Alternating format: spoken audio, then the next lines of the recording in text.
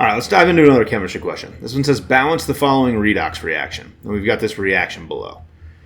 So we're just trying to balance the reaction. We're just trying to put coefficients on each of these compounds to make the same number of elements on the left as we have on the right.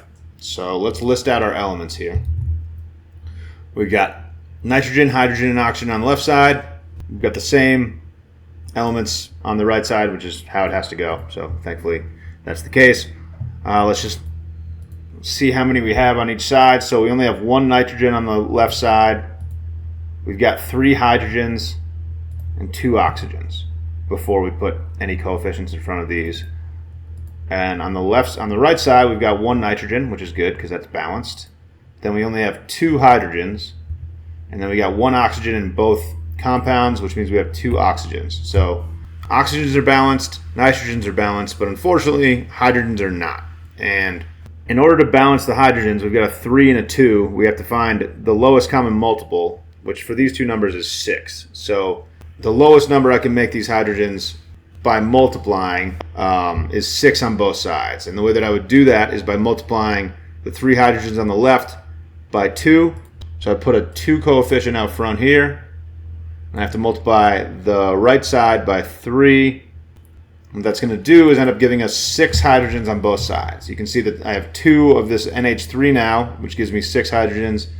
And I've got 2 of the H2Os, which gives me 6 hydrogens on the right side. But that also affected other elements, right? There's nitrogen involved in this compound as well. So now the nitrogens, we've got 2 nitrogens on the left side because 2 times 1 is 2. And then on the right side, the nitrogens weren't affected, but the oxygens were. I'm tripling the number of oxygens in the H2O, and then we still got 1 more here. So the total number of oxygens now on the right side of the equation is 4. So now everything's out of whack because we tried to fix the hydrogen problem. Now we have to try to balance other stuff. So nitrogens aren't balanced. I need, we've got 2 on the left. I need 2 on the right as well if I can do that. And I can put a 2 out front here. It's going to fix our nitrogen problem. But that also affected our oxygens, right? So we added another oxygen by multiplying this oxygen by 2. So now we've got 3 from the H2O, 2 from the nitrous oxide, and we've got 5 total. So now we've got a new problem. We've got 2 oxygens on the left, 5 oxygens on the right. So we're going to have to use lowest common multiple again.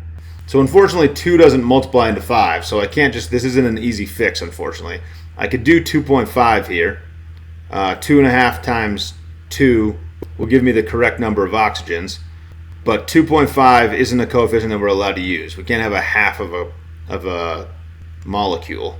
So, I mean, ideally, I could put a 2.5 out here, but we're not allowed to do that. So we got to make this a whole number. And since we have all the right ratios now, I can just multiply everything by 2. So if I just multiply this whole thing by 2, we should be balanced. And that's going to give me 4 NH3 plus 5 O2 goes to 4 NO plus 6 H2O. And that's our balanced equation right there.